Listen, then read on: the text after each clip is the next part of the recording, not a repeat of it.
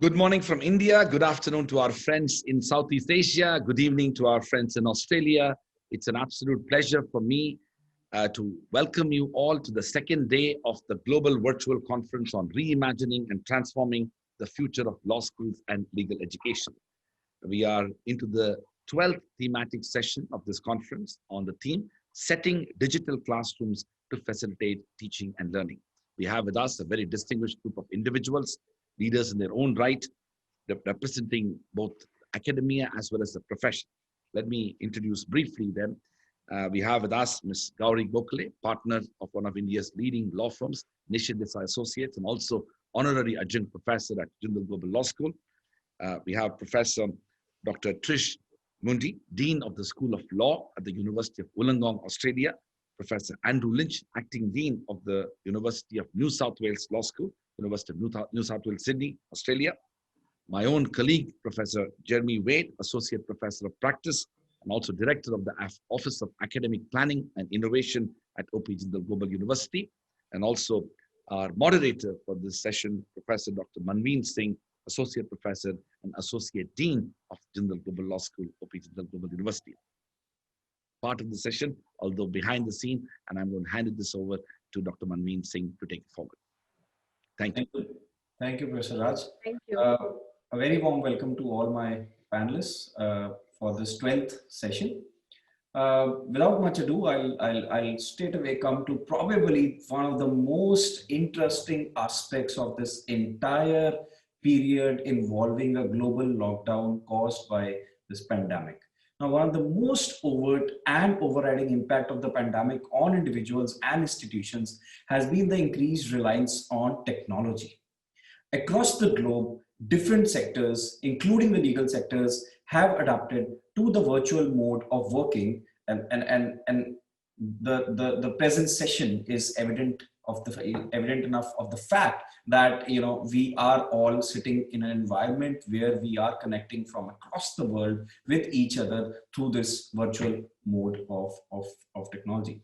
Now, legal education, along with the other sectors, also has had to adapt to this change, to this transformation. And this overnight transformation to the online mode of education has brought digital classrooms to center stage. Now, as we make this transition from the physical to the digital classrooms, the question is, how does one overcome the pedagogical differences between the two? We have legal aid clinics, we have had workshops, we have had the most important aspect of legal education, that is moot courts. Now, considering that they are fundamental to the study of any law degree, how can we ensure a continued experiential learning for students? Do digital classrooms represent actually the future of legal education? Now, to answer this question, I would first like to invite upon Professor MUNDY for her first thoughts, and then I'll jump to Professor LYNCH and then Jeremy. Professor MUNDY, please. Thank you, Dr. Singh. Lovely to meet you all and welcome everyone. Look, I think I share probably a very similar experience with much of the legal education sector, and certainly, we've seen a massive change in how we are delivering our law degree at the University of Wollongong. I guess particularly in terms of how we think about pedagogy in the context of the digital classroom, for me in leading, I guess, the change to online or remote learning at the University of Wollongong and the law school, that really I think you need to start very much still with what are the particular subject learning outcomes that you are needing to meet, and what is the appropriate pedagogy in this new environment, in this new remote online environment that will best achieve that. So just as we do in face-to-face contacts, I think we need to keep always the subject learning outcomes of what it is we're trying to achieve in mind. So keeping that in mind when we're talking about you know, experiential learning and, you know, where that sits within, within legal education, I think there are certainly added challenges when you are talking about things like, you know, moot courts or workshops or those sorts of things. It's not impossible, but I think that there are, you know, there are additional challenges for sure. From my perspective, I think a balance between face-to-face and online is most ideal. I don't necessarily see that, you know, we want to fully move online in terms of these experiential learning experiences. But this year we've had to do that, and we've certainly positioned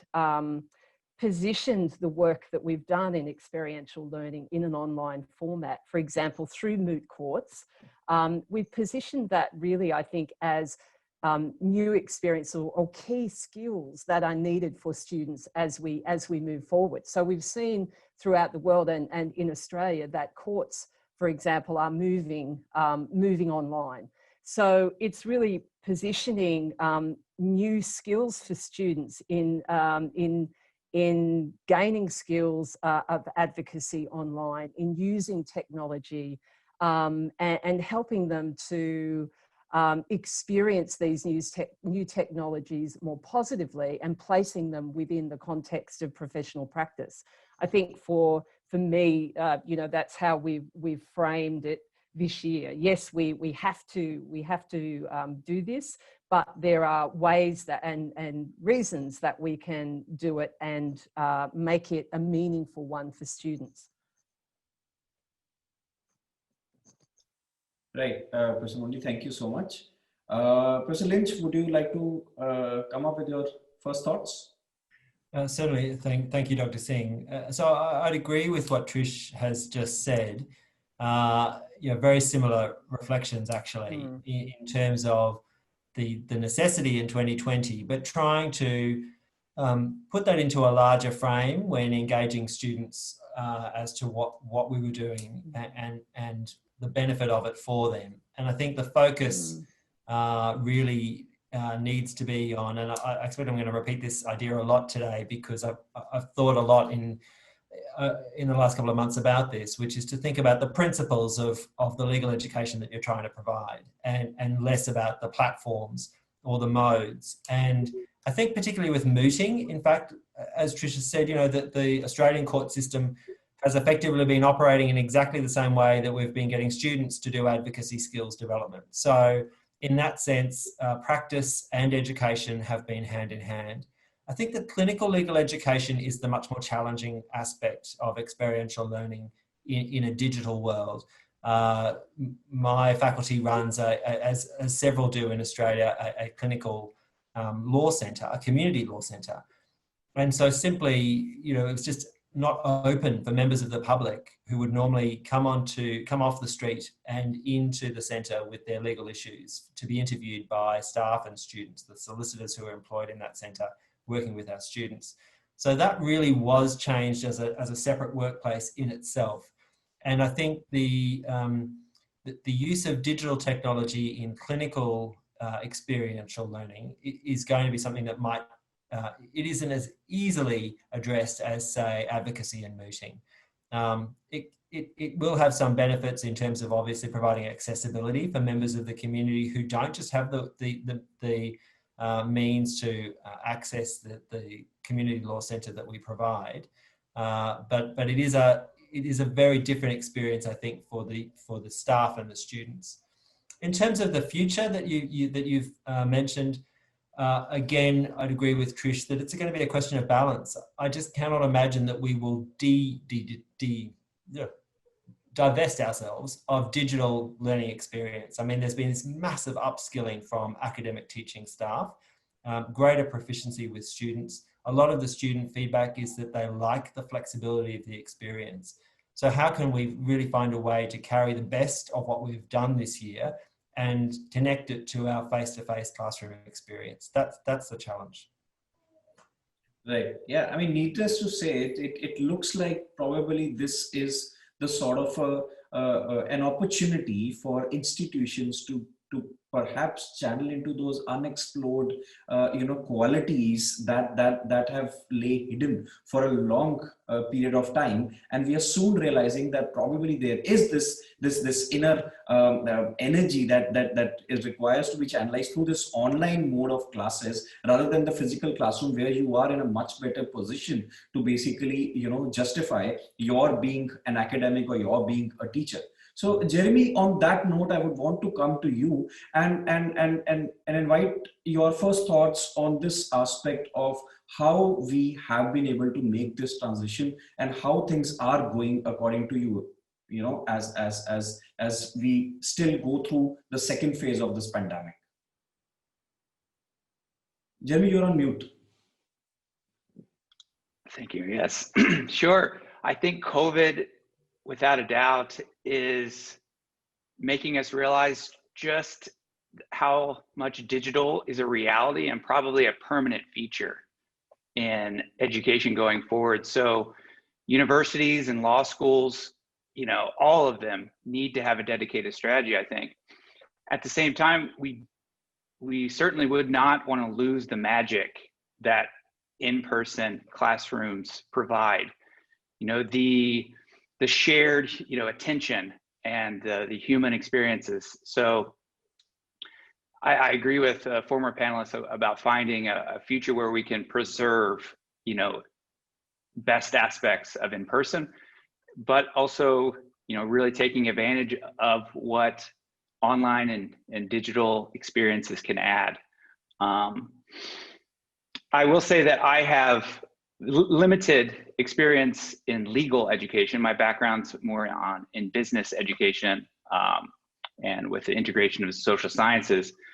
But I think from more of a general point, I think looking forward and how we can do and create these blended experiences, I think partly it is a design and a thoughtfulness that will need to go into the planning of the curriculum and really understanding, and I really appreciated the previous panelists' points about identifying what are the principles and not focusing too much on the technology platforms. At the same time, technology platforms, some of them will be more thoughtful in their design to allow for those principles to come out. And I think thoughtful selection of the right technology partners and the right technology tools, steering the direction in the creation and the evolution of those tools. So getting more academics involved in that process, I think is key to the future. And giving faculty the right incentives, encouragement, and environment to experiment and to grow more accustomed to this new future.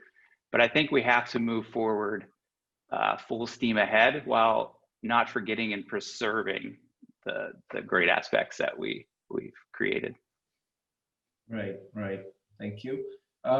Ms. Gokhale, you have had a very decent experience of teaching students at Jindal Global Law School, and the very significance of digital and technological infrastructure in today's day is basically not restricted to the idea of keeping up, but with the idea of surviving. So on that particular note, law schools are supposed to be preparing their students for practicing law, not just in the physical world, but probably also in the virtual world, where the court hearings, as we just talked about, are happening pretty much online, not just in Australia, as our friends from down under have just mentioned, but also almost all parts of the world, including India. So I would like you to throw some light on this aspect of how students are to be trained, or what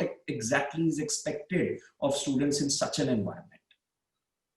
Sure. So I think two things I would like to mention in the Indian context is the access to technology in the first place, right? Because in India, as you know, there is a huge digital divide where we need to see that whether each one has equal opportunity to access to technology, right? So that is the first thing that I have noticed even while teaching virtually.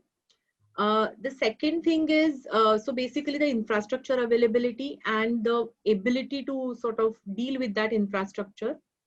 Second thing, what we have noticed in the, and I have attended several court hearings, so just to answer that specific question on the court hearing, what I have noticed is that, the judges require in the first place tremendous patience, because, the technology, sometimes somebody's mic is working, not working, etc. So on the one hand, you have judges who may actually sort of get somewhat agitated, if I may use that word, when things are not going right. So first of all, you need to, when you are in a virtual room, for the students, how do you get that attention of the judge when things may not be going right? What are those, what are those nuanced aspects to read the mind and body language of the judge? Recently, we had a situation where it was getting very difficult. It was a very complex legal point to be communicated, and it was difficult to get that communicated, right? But the counsel used humor as an element, right, to sort of get attention of the judge. And thereafter, all the hearings, it was so easy for us to sort of navigate because the judge could relate to the counsel. These are very simple, things which may appear, but it really worked effectively. The other issue that we had was, we had a patent hearing where we had, the hearing about the locks, right? So when you have a patent hearing, you need to sort of look and, look at the product, look at, the sort of, the parts of the product, etc. So we had to sort of deliberate as to how can you best communicate the same effect to the judge, and we had to sort of create very, very excellent, virtual images, etc. So the point I'm trying to drive here, the advocacy,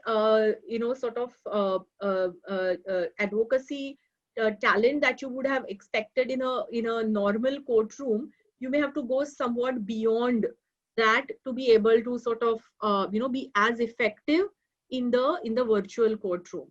The second difficulty that we face in a virtual courtroom is ability to quickly brief the counsel on the side, because there are so many times you need to sort of decide things on the fly, because the judge is asking you certain questions. You have to sort of quickly deliberate. So that ability of physical connect is missing. So how do you create the side conversation, whether it is on the chat feature or otherwise, to be able to have that communication between the arguing counsel and the briefing counsel, right? So, and that agility to quickly sort of, to be able to sort of do that as effectively. I mean, these are the things we have noticed in the virtual courtrooms.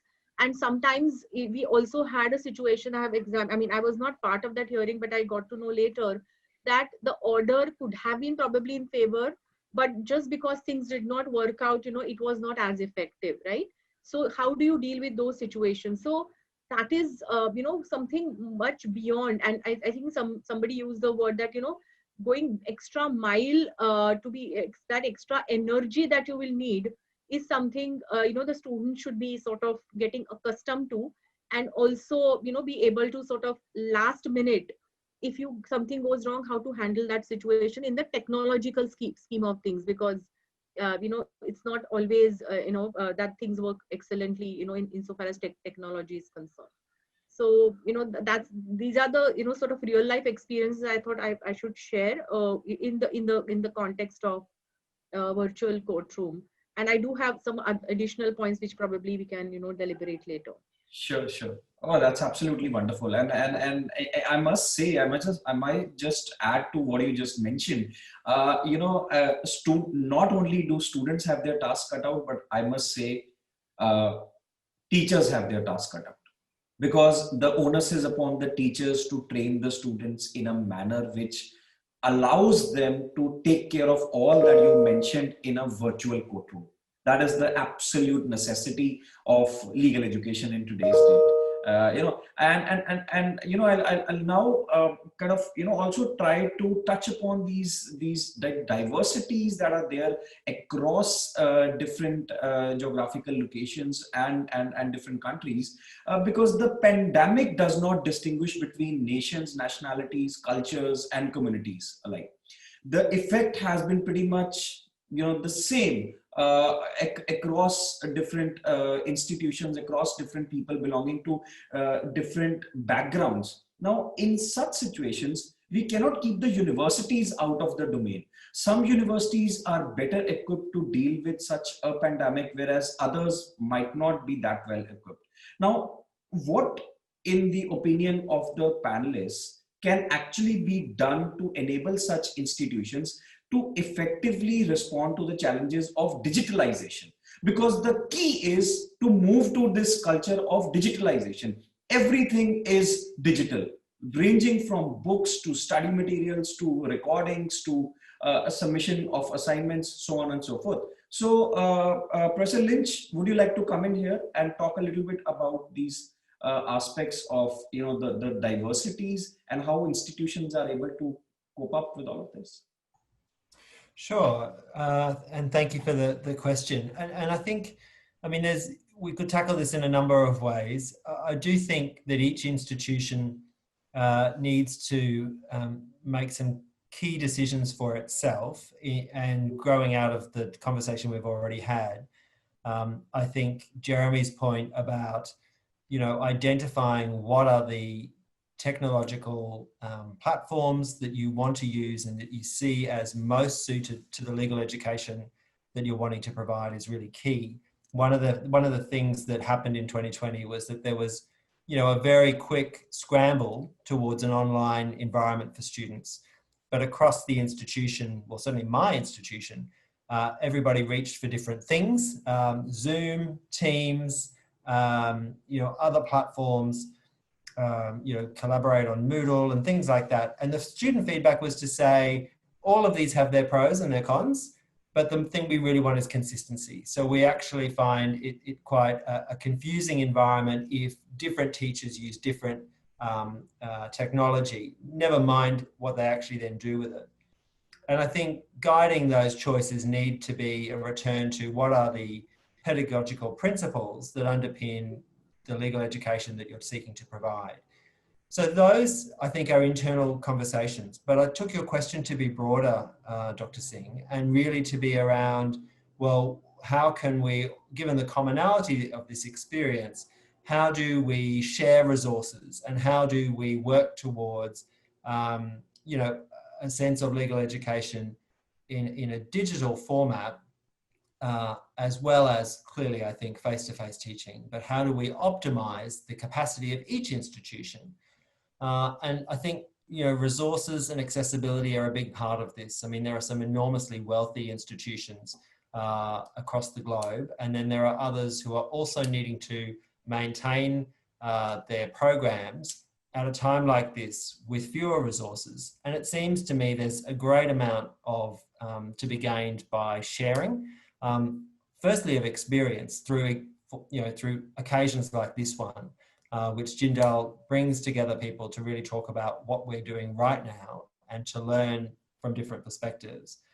But also then I think of content, and I think of the way in which assessment and content can be exchanged between academics who are working in similar areas, if not with a view to simply replication or rolling out, but a borrowing of ideas. And the wonderful thing around this experience has been, the connectivity that it's provided. And it seems to me that we're only just on the threshold of really taking optimal advantage of that to, engage in a much more collaborative global project around legal education. And that's what I would hope to see us moving towards. Right. Absolutely. I mean, I completely second what you just mentioned there. And on that note, Professor Mundy, I would want you to kind of add to this aspect of how universities in general and institutions at large have been able to cope up with this sudden transition, and make sure that that lag is not there. You can easily make that transition smoothly. And still, 12 months later, we still have to unmute and tell people to unmute. Sorry, Dr. Singh, could you just repeat the focus of the question you'd like me to respond to? Is it something similar that you put to Professor Lynch, or are we, was there a slightly different focus? Correct. So exactly what I put to Professor Lynch, and just that, how your institution has been able to make sure that these diversities are not affected, yet at the same time everybody is able to come up to speed with what this transition requires of us. Okay. So, well, I guess what springs to mind for me, what you've mentioned there is again about the narrow thing around my institution, and then the question more broadly, more broadly across the globe. But what speaks to me there is GOWREE's comment earlier in relation to access to technologies. I mean, that I can certainly appreciate that for, many people around the world and many institutions, the capacity to continue to offer legal education, because some students just do not have access to technology, and that is a significant issue. And it was certainly an issue that we experienced here with some of our students. So the university really had to make a concerted effort to be able to make available technology to students who needed it in order to be able to continue their studies. So the university purchased and made available technology to students. And I think that needs to happen both, for example, in Bangladesh and other countries. I'm aware that the government has actually been supporting financially, providing financial assistance for students to purchase technology. And I think that's really critical. So the assumption that all of our students who are studying law will have access to technology, know how to use the technology, feel comfortable with it, is clearly not the case. And certainly as an institution, we had to make sure that we had training, services, technology and support for students so that they could actually continue with their education, not just at a bare minimum, but in a really meaningful way. So that's certainly something there. And I also agree with with Andrew's point around more broadly the opportunities around sharing content and sharing resources more broadly. I agree that there are many institutions that are extremely well resourced around the world, many that are less so. And so the importance, I think, this year has shown that actually it's really opened up a whole lot of opportunities for sharing content, for sharing experiences across country. The University of Wollongong has campuses in 4 or 5 other countries around the world. We've harnessed opportunities of actually sharing, for example, being a guest lecturer or guest speaker at other campuses and vice versa. So we've really broken down some of those barriers that often, where the physical presence of somebody has been a bit shackling in the past. So we've really been able to open up some of those opportunities. But for me, in terms of how you break down that and really ensure that as many people as possible are able to continue with a quality legal education experience, it's about training, support, access to technology for both students and staff to ensure that the best experience possible is delivered. And there's lots of work to be done in that space. Still, even though we're at the end of 2020, we have improved in that space enormously. And I think we have actually been surprised at how well our technology has actually held up. I know from my perspective, as I said, in leading the change in the School of Law and how we were going to deliver remote learning at a very, very quick turnaround, that in the beginning, we actually thought that maybe Zoom and WebEx and other platforms were just not going to cut it. So we really tried to think about synchronous and asynchronous delivery and trying to get a balance there so that students who didn't have technology, that if Zoom crashed, that the whole learning experience was not going to be tied up in a synchronous, delivery. But as we have really got confident, and students have got confident, staff have got more confident with using this technology, and we know that its capacity to deliver is there and has actually been really positive in many ways, although not perfect, that actually we're now seeing much more sophisticated and I think much more nuanced use of practices as we're heading through to the rest of the year. So I agree with Jeremy's point before. We are really going to take some fantastic things with us from this year moving forward. And I think we can get the best of both worlds. We can get a balance of face-to-face, a balance of online. And in fact, I suspect the way forward is dual delivery. I think, which has some issues in itself. But yes, I think we will take forward the best of those both worlds. And I think that will be really terrific in terms of ensuring a diversity of access. Right. It's actually interesting that you brought out the aspect of synchronous and asynchronous learning, which actually brings me to the other important aspect of online education. Now, this digital classroom basically offers both kinds of opportunities and challenges. While it allows for a synchronous and asynchronous teaching and learning with blended and flipped classroom approaches, there is also a possibility of probably ending up alienating the teacher and the student, which no one can deny. Now, at that particular moment, what is the kind of institutional mechanism that can actually be established to ensure effective pedagogical approaches? Because, no one can deny the fact that the pedagogical approaches have had to see or witness a change in the light of the pandemic.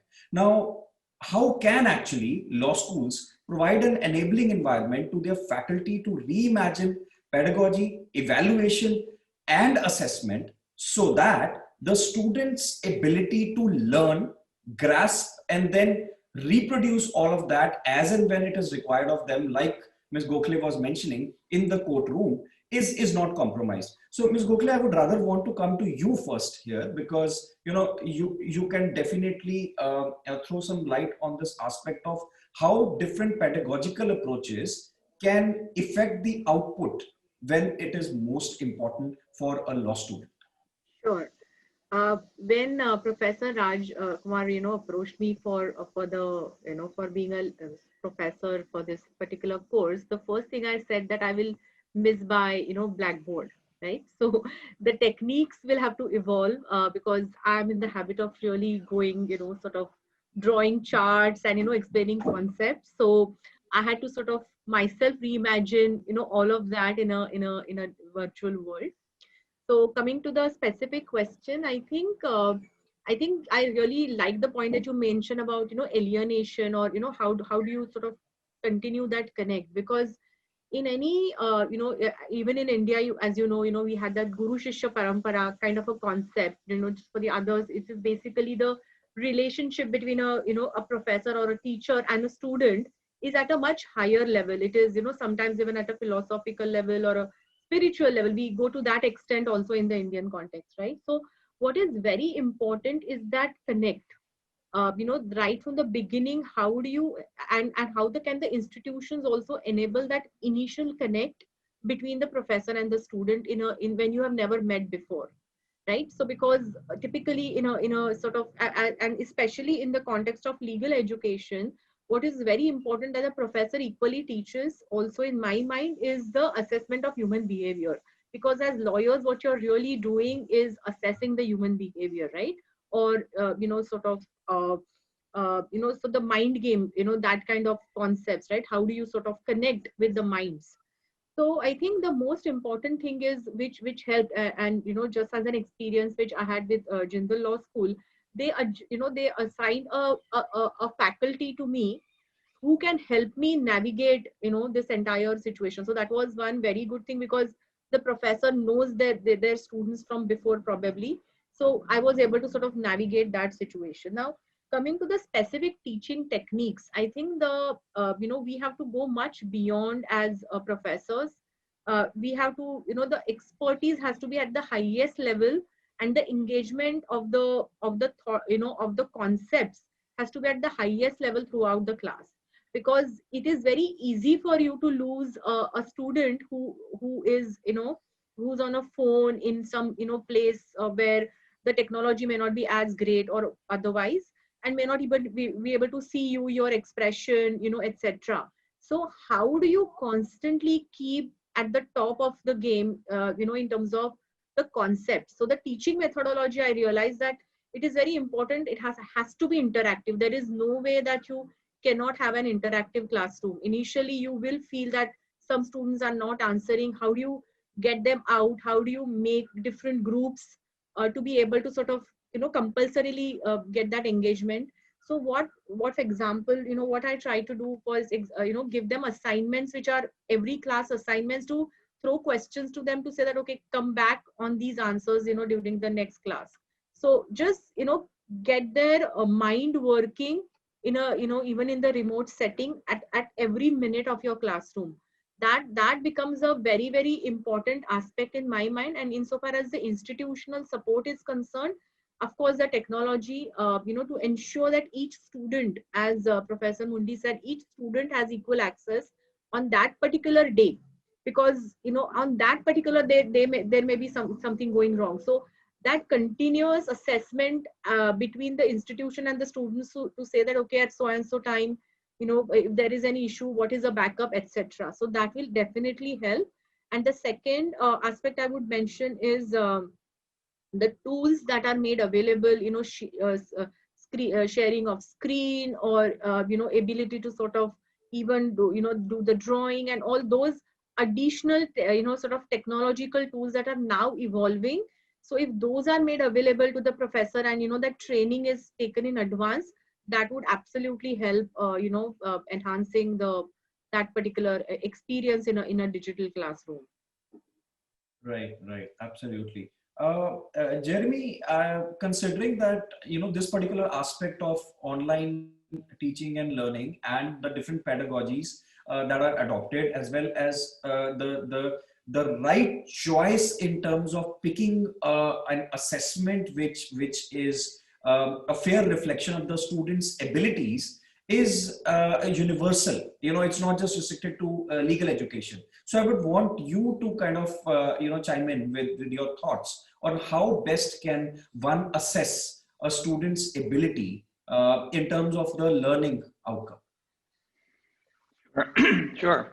I think I'd start with maybe zooming out a bit, and how I think the university or the law school can help create an environment where that would happen. I think one is setting up, centers of excellence in teaching and learning with, dedicated staff with expertise here. And I think they should be doing research on these topics, with case studies, and presenting those to faculty regularly. This is a big change. It's a big transition. And I think that would be really key from my experience. I think certainly the technology enables new types of assessments and new ways of assessing, and I think those opportunities should be explored. There's also challenges, I think, that are faced there as well. But I think, coming back to the point earlier of the asynchronous versus synchronous in kind of the design, and more to the holistic design, I think asynchronous is and can be a real key, but only if it's the design of that is done you know, in a thorough and thoughtful way. It's, you know, I think platforms like Coursera, you know, FutureLearn and MOOCs, and even digital media companies, they have expertise, and we've seen how you can design learning outcomes in a highly engaging way. And I think, you know, taking insights and learning from those platforms is a key, I think, to ensuring that design is high quality, because I think the digital fatigue that students face, it becomes a real concern, and I don't think you're gonna be able to overcome that without you know, thoughtful, high quality production, curriculum supplementing those live interactions. So, you know, and just to conclude, I would say that again, I think as the kind of the theme has been, you know, talked about throughout the session, it's this blending of, you know, the human and the technology, and ensuring that the future brings out the best of both. Thank you, Jeremy. Just kind of concluding thoughts on this, Professor Mundy and Professor Lynch. Any preferential pedagogies that are being adopted or are being considered at Australian institutions, which you would like to talk about, just to kind of bring a universal dimension to this very discussion regarding the pedagogical approaches to be adopted to ensure that the learning is not compromised. Professor Mundy, I'll go with you first. Okay. Look, one of the things that leapt out at me when we're talking about assessing some of the key outcomes or learning outcomes that we hope to get from legal education, which is around the communication element that we've all talked about, and that personal human connection. How do you try to recreate that online? Certainly within all of the subjects within UOW law degree, we have a communication component that is accessible. So we generically call it class participation, but essentially it's about turning up, it's about active engagement, it's about demonstrating communication and preparation and engagement with the topics at hand in a classroom environment. So the challenge for us was to think about how do we translate that into an online environment, given all of the complexities of Zoom, how you, how you navigate the quality and essence of communication skills in an online environment. In the first half of this year, when we were thrown very quickly into it, as a law school, we made the decision that we wouldn't assess this component in our subjects. And in fact, the feedback from students was pretty vocal that they wanted this type of assessment. And the reason that we made the decision to remove it was because, one, we were not sure that, as we said, the technology would be able to survive. We weren't sure that students would all have access to the technology in order to be able to participate. So the fairness and equity of an assessment task for me was one of the most critical elements. But we have, in this second half of the year, actually now reintroduced what we're calling online engagement. And one of the online engagement is essentially for students a way of capturing their communication engagement, both quality and, and to some element quantity, of contribution and engagement in the online environment, also combined with some asynchronous activity that they would supplement with that. So it's become a holistic way of assessing student engagement in the online context. Now, one of the significant issues that we've grappled with, because as a law school, we meet weekly for a remote teaching catch-up where we share good practice, we talk about what are the issues that are happening and how do we resolve them. One of the significant themes of our remote teaching catch-up has been this question of cameras on and cameras off, and what's the expectation that we have that every student will have a camera on, while recognising there are a whole range of equity issues for students who don't have a camera, students who are in public places or private places, and really for whatever reason are not able to have a camera on.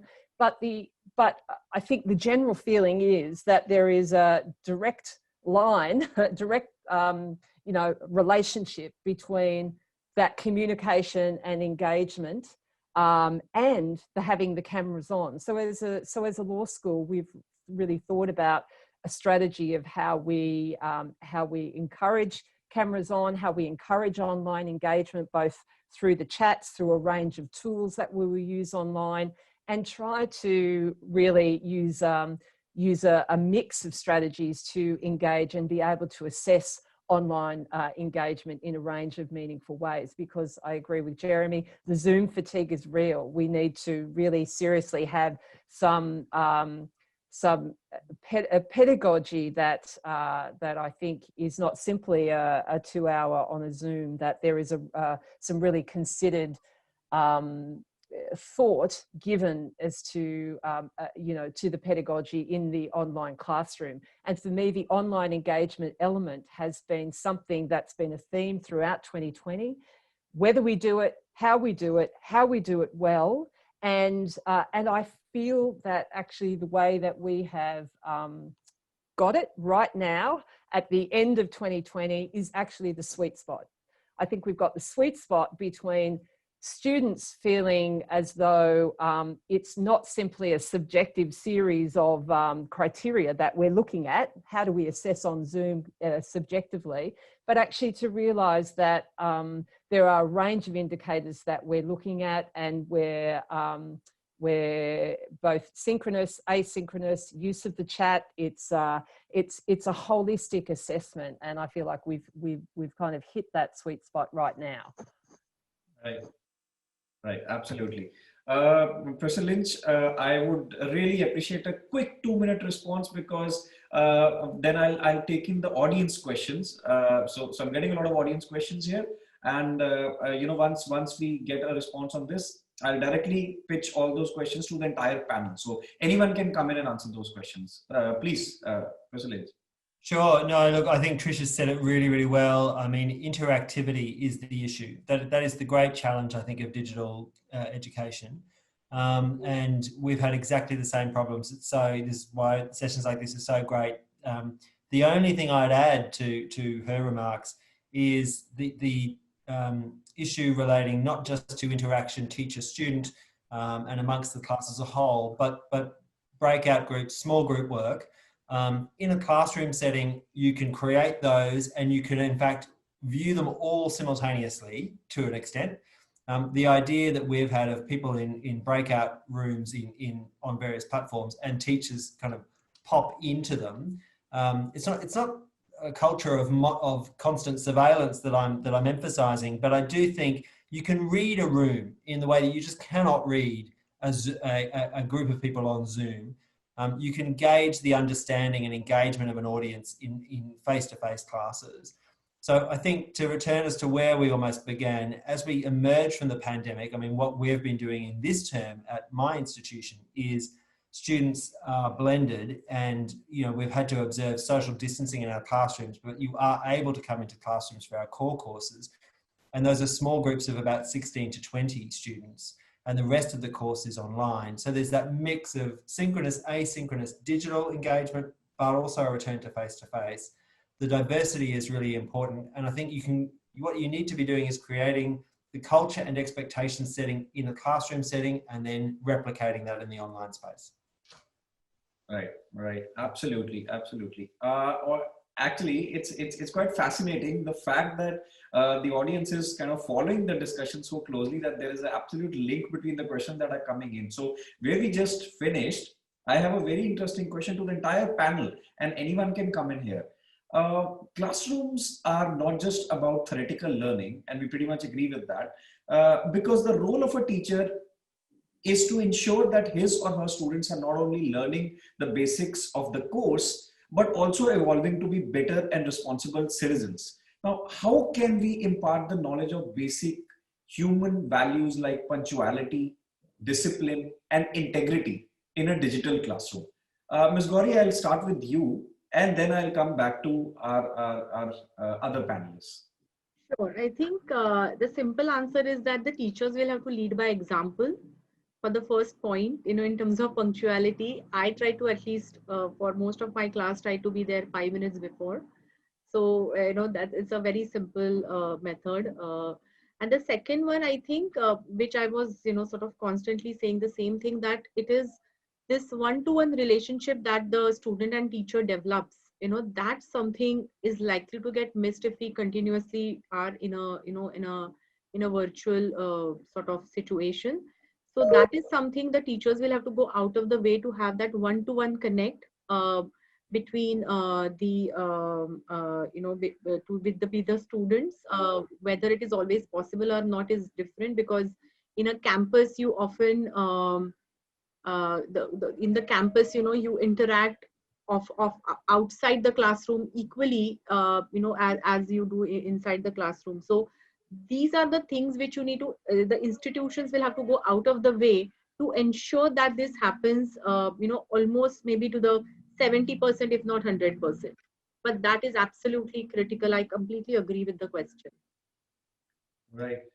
Thank you, Ms. Gokhale. Jeremy, would you like to pitch in here your comments? Sure. I think one opportunity that a digital classroom could create to instill a value, let's say around citizenship or even global citizenship, could be, there could be better opportunities with the digital classroom of bringing people from around the world at a much cheaper cost. Various people from different backgrounds, coming into the class. So there could be an example, I think, maybe of an opportunity. It's something that I've had some experience with. We, through a massive open online course, brought that into the traditional curriculum on the campus, and students, here in Delhi got exposure to people from hundreds of countries, something that typically would never have been possible or unimaginable in class experience. Right. Professor Mundy, your comments on how we can basically look at emphasizing on these basic human values. I mean, is there something that is being focused upon at your institution? Yes, they are definitely critical to our delivery of our law degree and the way that we engage with students. So I would certainly agree with GOWREE's very first comment about leading by example. I think that is absolutely the case in everything we do in terms of our own ethical practice, our own punctuality. The way that we relate to students is the way that we expect to be related to. I also agree with Andrew. It certainly reflects my own remote teaching experience this year and that of my colleagues, that we have, as a result of the pandemic and moving to remote teaching and learning, much greater access to a diverse range of people. So I think our students are being exposed to and really getting some fantastic, I guess, exposure to a very wide, diverse range of people that I think helps model and reaffirm the importance of diversity, the importance of, for example, in one of my own subjects that I'm teaching this semester, we're able to have a range of guests join us from around Australia that looked at ethical practice in rural, regional and remote communities. For example, we had an Indigenous person who came to talk with us about access to justice issues for Aboriginal and Torres Strait Islander people. So for me, it allowed me to build in such a wealth of opportunities in really having students connect with very different experiences to their own, and that was absolutely brilliant. But I guess more broadly as well within our law school, one of the things that we have at UOW, and we began this a number of years ago now, is what we've called the UOW Law Student pledge. It's actually something that we introduced to students in the first year, first semester, and we continue a focus on this throughout the first year of law school. And essentially the Law Student Pledge is an invitation to law students to see themselves as beginning professionals. So it's not about waiting till you finish your law degree in order to become a professional or become a lawyer, that actually your journey is beginning now. And part of that is a range of professional values, ethics and integrity, but also an importance of focusing on one's own well-being and all of the values and qualities that actually go with seeing yourself as a professional, as a commencing law student. And this is, you know, we focus very much on this, and we embed it within our Foundations of Law subject, and continue to look at that in the second half of the year in our Ethics and Professional Responsibility course. So for us, you know, for me, I think this has been a really key, you know, a really key way of embedding some of these more ethical, or some of the kind of ethical and very human value-based elements. And it's been positive through a remote space as well, although very different. But I see that Law Student Pledge as being a kind of anchor and a thread through our first year program. Right, right. Thank you so much, Professor Mundy. Professor Lynch, I really apologize for always coming back to you and giving you very little time, but I have an interesting question which I want you to answer, and I'll give you 3 minutes this time, 1 minute more than the last time around. The question is, a traditional in-person law degree, especially in a foreign jurisdiction, entails a panoramic exposure to the global legal fraternity for a law aspirant.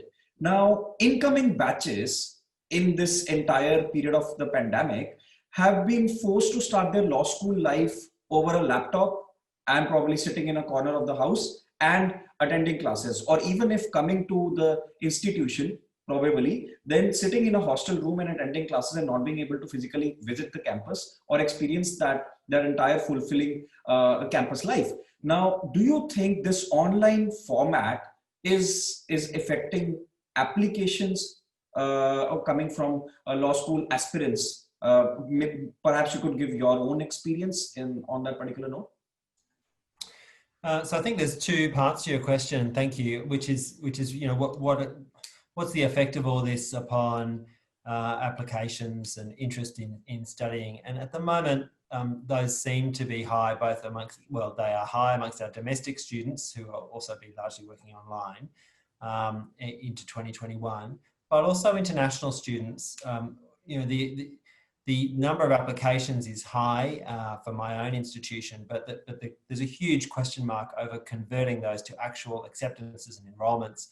Australia currently has very strong travel restrictions in place. So I think a lot of it is the international student market is just waiting and seeing where they'll be able to go. And I think they'll go where they feel that they can start face-to-face study sooner.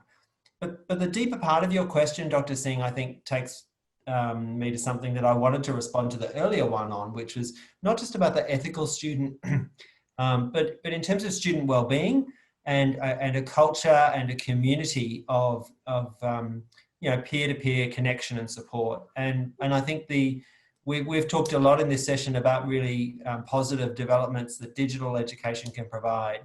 But I think the massive challenge is, how do you create a sense of camaraderie, collegiality, and care amongst students? You know, these are often people who are at a stage of life in which they're quite vulnerable.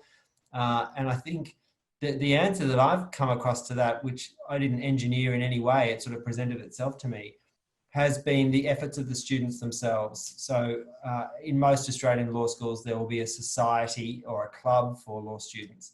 And I have done my utmost really to support their endeavours to find ways in which to connect amongst the student body, because I think otherwise the students just, you know, it can't simply be about a remote study experience. They need to have a sense of community, if only to drive the kind of interaction that Trish was talking about before. I mean, if we want students to engage online as they would in a classroom, they need to know each other. They need to have an existence in relation to each other, which isn't just when we are facilitating Zoom classes. Thank you so much, Professor Lynch, and I must appreciate you didn't even take my 3 minutes there. Thank you so much.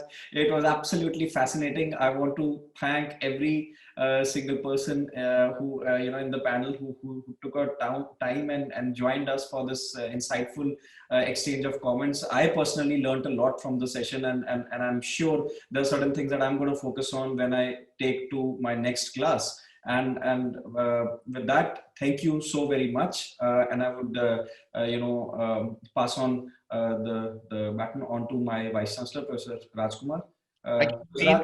Thank you so much. And thank you, Dean Mundy and Jeremy and GOWREE and Andrew. It's such a pleasure to see all of you.